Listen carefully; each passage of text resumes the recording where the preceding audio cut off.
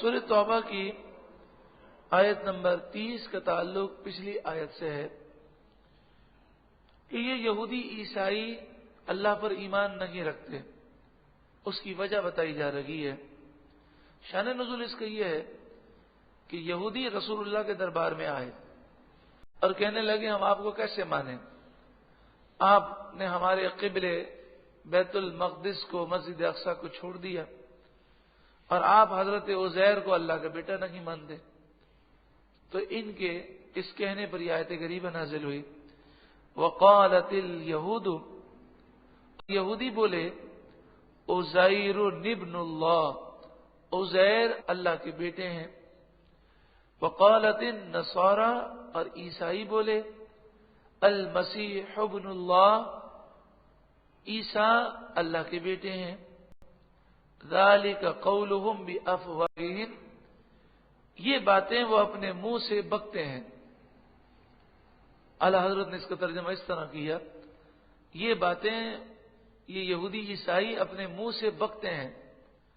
یداہئون قول الذین کفروا، یہ کافروں جیسی باتیں بناتے ہیں. من قبل، وہ کافر جو ان سے پہلے تھے، تو پہلے لوگوں نے بھی ایسی ہی غلط باتیں کہیں. قاتلہم اللہ، اللہ انہیں ہلاک کرے، اللہ انہیں مارے. انا یؤفکون، کہاں وہ اوندھے جاتے ہیں. یہودیوں نے، عیسائیوں نے صرف حضرت عیسیٰ اور حضرت عزیر کو خدا نہیں کہا، بلکہ اتخذوا احبارهم ورهبانهم اربابا من دون اللہ، ان لوگوں نے اپنے پادریوں کو اور جوگیوں کو اللہ کے سوا خدا بنا لیا. خدا بنا لینے کے معنی یہ ہے کہ وہ کہتے تھے یہ توریت اللہ کی کتاب ہے، یہ انجیل اللہ کی کتاب ہے، لیکن ہمارے پادری اور جوگیوں کو بالکل اختیار ہے، وہ جو چاہیں بدلنا چاہیں بدل دیں. تو ہر 100 سال کے بعد ان کا نیا ایڈیشن آ جاتا ہے اور اس میں وہ جو چاہتے ہیں تبدیلی کر دیتے. قرآن مجید فرقان حمید دنیا کی کوئی طاقت تبدیل نہیں کر سکتی. احادیث طیبہ بڑے سے بڑا عالم تبدیل نہیں کر سکتا. تو انہوں نے یہ تبدیلی کا اختیار انہیں دیا، تو تبدیلی تو اللہ کر سکتا ہے. تو انہوں نے گویا کہ اپنے پادریوں کو، جوگیوں کو کیا بنا دیا؟ انہوں نے خدا بنا لیا. دوسری بات یہ تھی کہ اللہ کا حکم تھا کہ یہ حرام ہے، اور ان کا پادری یہ کہتا کہ یہ حلال میں نے کر دیا، تو وہی کہتے تھے کہ اللہ کے حرام کو یہ حلال کرنے کا اختیار رکھتا ہے. تو اللہ تعالیٰ جس چیز کو حرام قرار دے، دنیا کی کوئی طاقت اس کو حلال قرار تو نہیں دے سکتی. اور رسول اللہ کا حرام قرار دینا یا حلال قرار دینا وہ تو کس کی طرف سے تھا؟ اللہ کی طرف سے. حضور کا معاملہ دوسرا ہے. وما امروا الا ليعبدوا الها واحدا، اور انہیں تو صرف یہی حکم دیا گیا کہ وہ ایک ہی معبود کی عبادت کریں. لا الہ الا ہو، اللہ کے سوا کوئی معبود نہیں.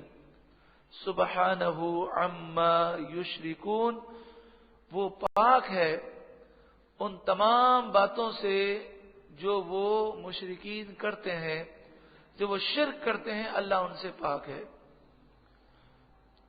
یریدون، وہ چاہتے ہیں، ان یطفئوا نور اللہ، کہ وہ اللہ کے نور کو بجھا دیں، یعنی دین اسلام کو، حضور کی نبوت کے دلائل کو وہ خاموش کر دیں، بجھا دیں. بافواہہم، اپنے منہ سے، یعنی اوٹ پٹانگ باتیں کر کے وہ سمجھتے ہیں کہ ہم دین اسلام کو مٹا دیں گے. ایسا نہیں ہوگا. وَيَأْبَى اللَّهُ إِلَّا أَن يُتِمَّ نُورَهُ، اللہ ضرور اپنے نور کو پورا کرے گا، یعنی دین اسلام کو غلبہ دے گا. وَلَوْ كَرِهَ الْكَافِرُونَ، اگرچہ کافروں کو برا لگے. تو یہ دین اسلام نہ مٹا ہے نہ مٹے گا. هُوَ الَّذِي، وہی ہے جس نے ارسل رسولہ بالہدی، اپنے رسول کو ہدایت کے ساتھ بھیجا. ودین الحق، اور سچے دین کے ساتھ بھیجا، لِيُظْهِرَهُ عَلَى الدِّينِ كُلِّهِ، تاکہ یہ دین اسلام کو اللہ تمام دینوں پر غالب کر دے۔ اب مسلمان چاہے کمزور ہو یا طاقتور، اسلام ہر صورت میں غالب ہے۔ اسلام کے دلائل کا کوئی مقابلہ نہیں کر سکتا۔ وَلَوْ كَرِهَ الْمُشْرِكُونَ، اگرچہ مشرکوں کو برا لگے۔ اللہ رب العالمین اسلام کے غلبے کے لیے ہمیں کوششیں کرنے کی توفیق عطا فرمائے۔ ارشاد فرمائے، یا ایھا الذین آمنوا، اے ایمان والوں، ان کثیرا من الاحبار والرہبان، بے شک اکثر الاحبار پادری، والرہبان اور جوگی، یعنی یہودی اور عیسائی جو علماء ہیں ان میں سے اکثر کا یہ حال ہے، بہت بڑی تعداد ایسی ہے، لَيَأْكُلُونَ، ضرور وہ کھاتے ہیں، اموال الناس، لوگوں کے مال، بالباطل، ناجائز طریقے سے۔ ناجائز طریقے سے یہ یہودی اور عیسائی علماء مال کیسے کھاتے ہیں؟ لوگوں کو خوش کرنے کے لیے غلط مسئلہ بتاتے ہیں، یا لوگوں کی خاطر حق کو چھپاتے ہیں، خاموش ہو جاتے ہیں، یا دین کے احکام بدل کر لوگوں سے رشوتیں لیتے ہیں، دولت کی لالچ کی وجہ سے اپنی کتابوں میں تحریف و تبدیلی کرتے ہیں، اور پچھلی کتابوں میں رسول اللہ صلی اللہ علیہ وآلہ وسلم کی جو نعت و صفات مذکور ہیں، وہ مال کو حاصل کرنے کے لیے ان صفات میں باطل تعویلیں اور فاسد وہ تحریفیں کرتے ہیں۔ یعنی یہ سارے مقاصد، یہ سب کچھ کرنا صرف اور صرف دنیا کی دولت کی خاطر ہے۔ وَيَصُدُّونَ عَن سَبِيلِ اللَّهِ، اور وہ اللہ کے راستے سے روکتے ہیں۔ یہ تو پادریوں اور جوگیوں کے بارے میں ارشاد فرمایا گیا۔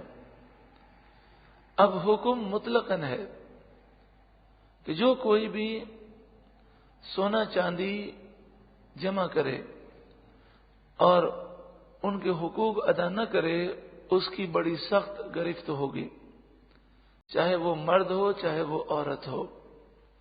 یہ مسئلہ یاد رہے کہ عورت اگر سونے کی مالک ہے تو زکوٰۃ دینا اس پر خود لازم ہے۔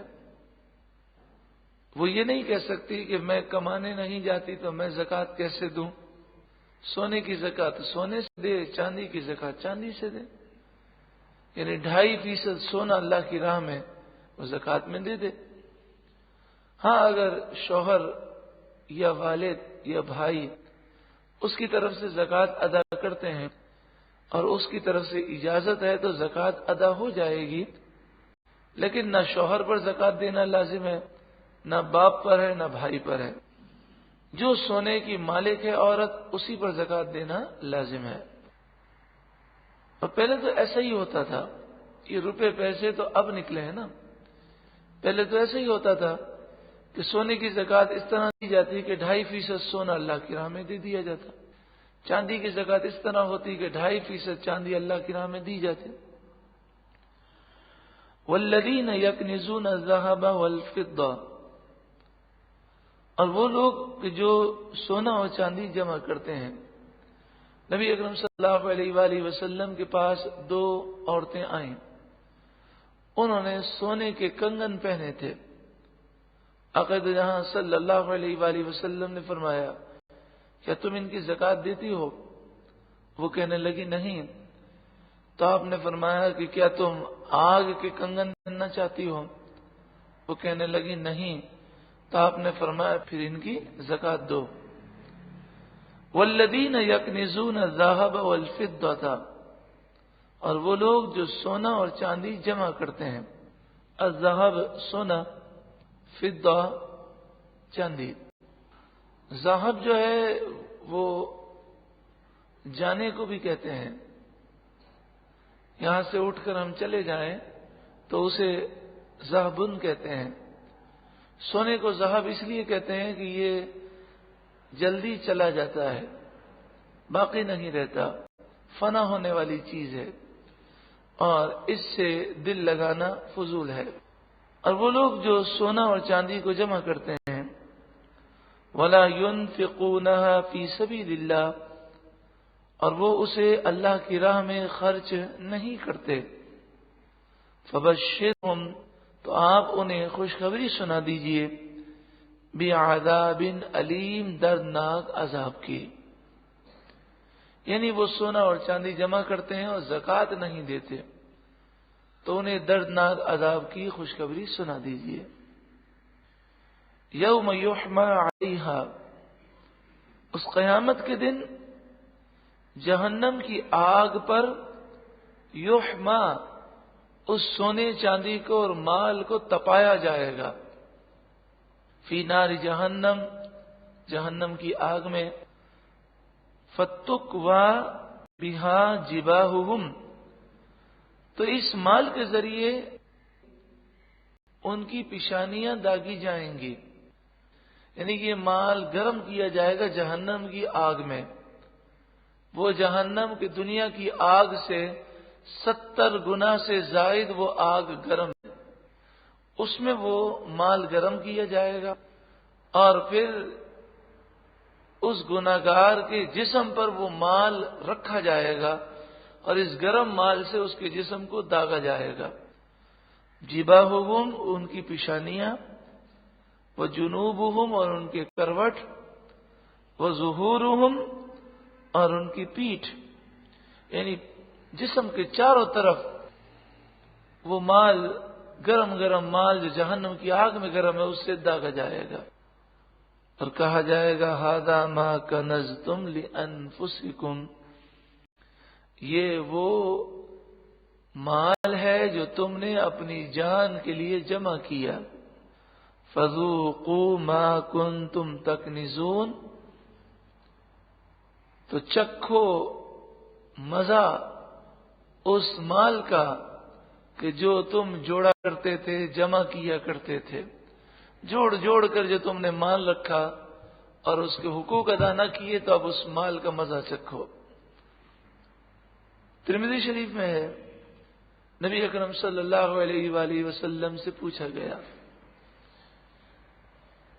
کہ سونا چاندی جمع کیا جائے یا کون سا مال جمع کیا جائے؟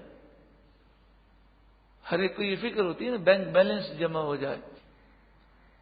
ہر ایک کو مال جمع کرنے کی فکر ہے. تو پوچھا گیا یا رسول اللہ کون سا مال جمع کیا جائے؟ میرا آقا نور مجسم سید عالم صلی اللہ علیہ وآلہ وسلم نے کتنا پیارا ارشاد فرمایا، ذکر کرنے والی زبان، شکر کرنے والا دل اور نیک بیوی. پھر فرمایا جو ایماندار ہو اور شوہر کے ایمان پر وہ مدد کرے، یعنی پرہیزگار ہو، جس کے ساتھ رہنے سے شوہر کو عبادت کا اور للہیت کا شوق پیدا ہو. 3 چیزیں آپ نے ارشاد فرمائی ہیں، ذکر کرنے والی زبان، شکر کرنے والا دل اور نیک بیوی.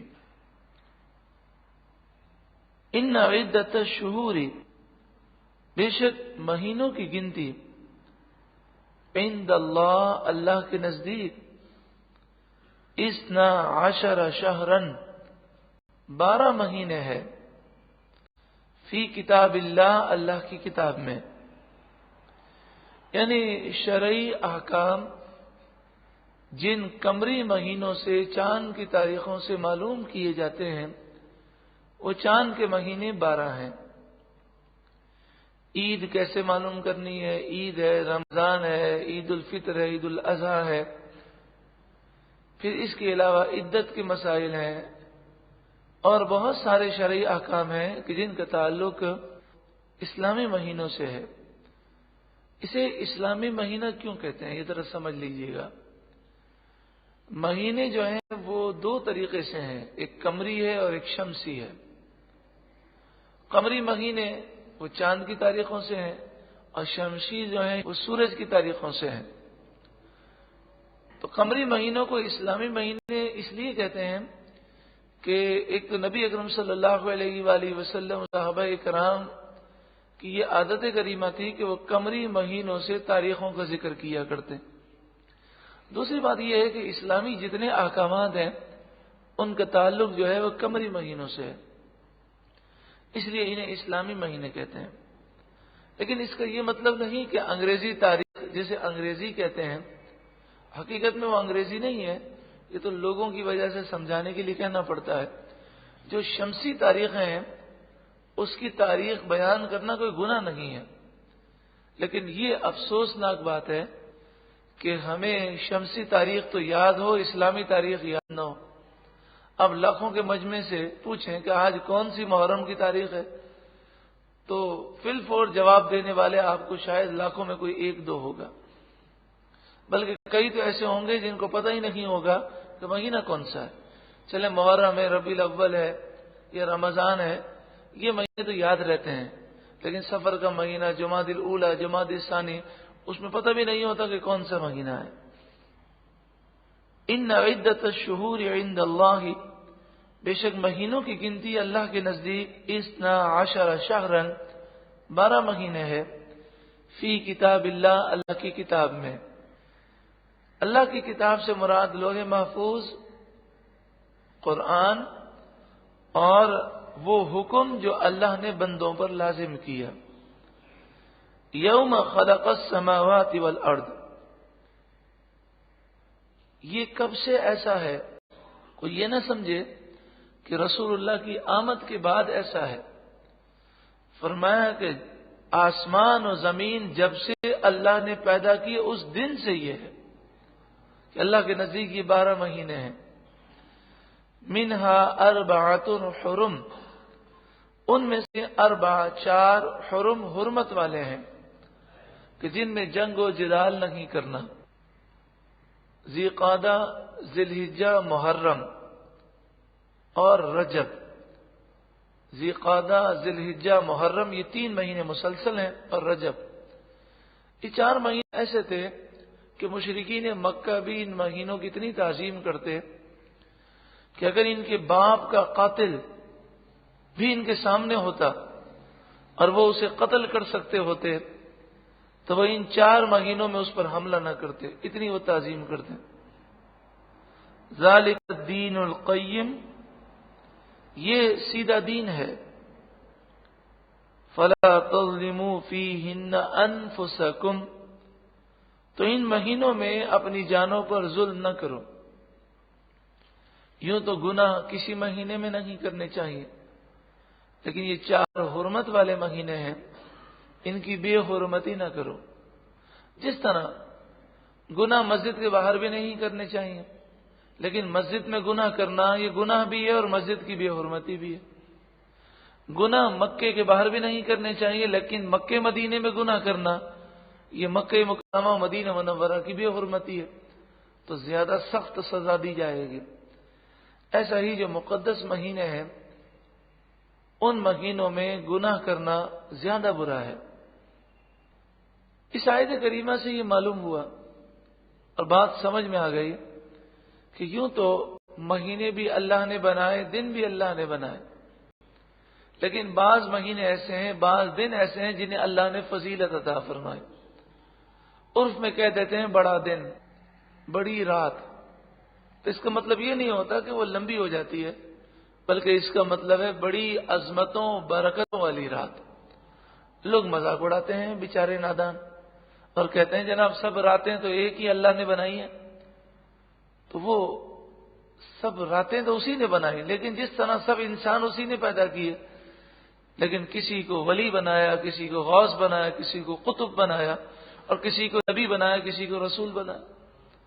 تو اللہ نے عظمتیں دی ہیں، تو شب برات کو عظمت ہے، شب قدر کو عظمت ہے، محرم کے دنوں کو عظمتیں ہیں، عاشورے کے دن کو عظمت ہے، رمضان کا مہینہ افضل مہینہ ہے، ربیع الاول کا مہینہ وہ حضور کی یاد دلاتا ہے. تو اسی طرح یہ 4 حرمت والے مہینے ہیں جن کا ذکر کیا گیا. وَقَاتِلُوا الْمُشْرِكِينَ كَافَّةً، اور تم مشرکوں سے لڑو ہر وقت.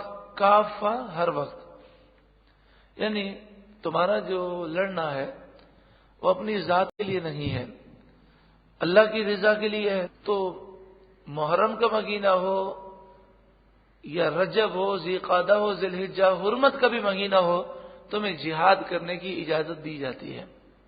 پہلے یہ منع تھا لیکن بعد میں اجازت دی گئی. کما یقاتلونکم کافہ، جیسا کہ وہ تم سے ہر وقت لڑتے ہیں. وَاعْلَمُوا، اور خوب جان لو، ان اللہ مع المتقین، بے شک اللہ متقیوں کے ساتھ ہے. انما النسیء، نسی کسے کہتے ہیں؟ ڈکشنری کی روح سے نسی کے معنی ہوتے ہیں وقت کو مؤخر کرنا، وقت کو آگے لے جانا، مؤخر کر دینا. اور اس کا مفہوم یہ ہے کہ عرب کے لوگ پہلے تو ان 4 مہینوں کی تعظیم کرتے تھے، لیکن پھر جب ان میں بہت بگاڑ آ گیا، قتل و غارت گری اور لوٹ مار، یہ ان کی عادت ہو گئی. تو اب اگر انہیں جنگ کرنی ہوتی اور مہینہ محرم کا ہوتا تو یہ کہتے ہیں کہ یہ مہینہ محرم کا نہیں ہے، یہ مہینہ جو ہے یہ سفر کا ہے، اور اگلا مہینہ جو سفر کا ہے اس کو ہم محرم قرار دے رہے ہیں. اب وہ کیا کرتے؟ وہ کہتے کہ اس محرم کے مہینے میں ہم جنگ کریں گے سفر سمجھ کر، اور سفر کے مہینے میں جنگ نہیں کریں گے محرم سمجھ کر. پھر یہ ہوا کہ سفر کے مہینے میں جنگ کی ضرورت پڑی تو انہوں نے کہا یہ سفر کا مہینہ ہے، اور انہوں نے ربیع الاول کو محرم بنا دیا. انہوں نے کہا یہ ربیع الاول ہے، اور ربیع الاول کو انہوں نے محرم بنا دیا. اس طرح وہ تاریخیں آگے پیچھے کرتے رہے، یہاں تک کہ انہوں نے پورے کیلنڈر کو آگے پیچھے کر دیا. اب کسی کو یاد نہ رہا کہ یہ مہینہ اصل کون سا ہے، اور لوگ اس مہینے کو بھول گئے. صحیح بات ہے، جب آپ مہینے چینج کرتے رہیں گے تو اصل مہینہ تو لوگوں کے ذہنوں سے نکل جائے گا. لیکن میرے آقا صلی اللہ علیہ وآلہ وسلم تو اللہ کی عطا سے بہت کچھ جانتے ہیں. تو جب حجۃ الوداع ادا کیا گیا، آخری حج سن 10 ہجری میں، تو نبی اکرم صلی اللہ علیہ وآلہ وسلم نے میدان عرفات میں جو خطبہ دیا اس میں فرمایا کہ یہ کفار آگے پیچھے کرتے رہے مہینوں کو، اور یہ جو مہینہ ہے ذی الحجہ کا، یہ اب اپنی اصل حالت پر آ چکا ہے. جس طرح اللہ نے بنایا تھا اب وہ اسی اصل حالت پر گھوم پھر کر آ چکا ہے. اب کوئی ان مہینوں کو آگے پیچھے نہ کرے. انما النسیء زیادۃ فی الکفر، مہینوں کا پیچھے ہٹانا یہ کفر میں بڑھنا ہے. یعنی کفر تو ویسے وہ کافر تھے، لیکن جس چیز کو اللہ نے حرام قرار دیا اس کو حلال سمجھنا کفر ہے کہ نہیں؟ تو مزید انہوں نے کفر کیا تو کفر میں بڑھنا ہے. یضل بہ الذین کفروا، جس کے ذریعے کافر بہکائے جاتے ہیں اور وہ یہ سمجھتے ہیں کہ یہ سفر کا مہینہ ہے حالانکہ وہ محرم ہوتا ہے. یحلونہ عاما، وہ 1 سال اسے حلال قرار دیتے ہیں، وَيُحَرِّمُونَهُ عَامًا، اور دوسرے سال اسے حرام قرار دیتے ہیں. 1 سال کہتے ہیں یہ سفر کا مہینہ ہے، دوسرا سال آتا ہے تو کہتے ہیں یہ محرم کا مہینہ ہے. لِيُوَاطِئُوا عِدَّةَ مَا حَرَّمَ اللَّهُ، تاکہ وہ برابر ہو جائے اس گنتی کے جو اللہ نے حرام کی. یعنی وہ گنتی 4 مہینوں کی پوری کر دیتے ہیں. 4 مہینوں کی جو گنتی ہے وہ تو پوری کرتے ہیں، لیکن انہوں نے تعین اس کا ہٹا دیا. رجب، ذی قعدہ، ذی الحجہ، محرم، یہ کہتے ہیں 4 مہینے حرمت والے ہیں تو پورے سال میں ہم 4 مہینے مان لیتے ہیں، لیکن جو اللہ نے مقرر کیا اس کو وہ آگے پیچھے کرتے ہیں. فَيُحِلُّ مَا حَرَّمَ اللَّهُ، تو تو جو اللہ نے حرام کیا وہ اس کو حلال قرار دیتے ہیں، اور یہ کتنا برا کام ہے۔ لیکن شیطان نے ان کے برے کام اچھے کر دکھائے۔ زین لہم سوء اعمالہم، ان کے برے اعمال ان کے لیے خوبصورت بنا دیے گئے۔ آج بھی جتنے کافر ہیں، جتنے بدعقیدہ بد مذہب ہیں، اب دیکھیں نا کیا عقل یہ کام کرتی ہے کہ انسان چھریاں لے کر وہ اپنے جسم کو مارنے لگے اور کہے کہ امام حسین کو یہاں زخم لگا ہوگا، شاید یہاں پہ لگا ہوگا، شاید یہاں لگا ہوگا۔ تو ہم بتاتے ہیں کہاں پر زخم لگا تھا۔ تاریخ میں موجود ہے کہ آپ کی گردن مبارک کو، سر مبارک کو جسم سے جدا کیا گیا، تو گردن پر تو چھری لازمی لگی ہے، تو وہاں کیوں نہیں لگاتے؟ اس کا مطلب یہ ہوش و حواس میں ہے، اور انسان ہوش و حواس میں ہو اور اپنے جسم کو زخمی کرے، یہ شریعت میں حرام ہے۔ یہ کتنی بے وقوفی اور نادانی ہے، لیکن شیطان نے ان کے غلط کاموں کو مزین اور آراستہ کر دیا، اور وہ اسے امام حسین کی محبت کا نام دیتے ہیں۔ اسی طرح ہم دیکھیں جو بعض مزارات پر جاہل بیٹھے ہوتے ہیں اور کئی انگوٹھیاں اور کئی وہ کڑے پہن کر، لمبے لمبے بال رکھ کر چرس پی رہے ہیں، بھنگ پی رہے ہیں، اور ان سے آپ بات کریں تو کہیں گے جاؤ مولوی جا، مولویوں کی لائن الگ ہے اور پیر و فقیروں کی لائن الگ ہے۔ تو کیا پیر و فقیروں کی لائن شریعت سے الگ ہوتی ہے کیا؟ ان کو کہا جائے بھنگ اور چرس نہ پئیں تو کہتے ہیں جناب یہ فقیری نشہ ہے، آپ کو کیا پتا چلے، یہ تو پی کر ہم پہنچ جاتے ہیں۔ تو حرام چیز کو حلال سمجھ رہے ہیں۔ تو شیطان نے ان کے غلط کاموں کو اچھا بنا کر پیش کر دیا۔ زین لہم سوء اعمالہم، ان کے برے اعمال ان کے لیے بھلے بنا دیے گئے، ان کو برے کام بھلے لگتے ہیں۔ واللہ لا یہدی القوم الکافرین، اور اللہ کافر قوم کو ہدایت نہیں دیتا۔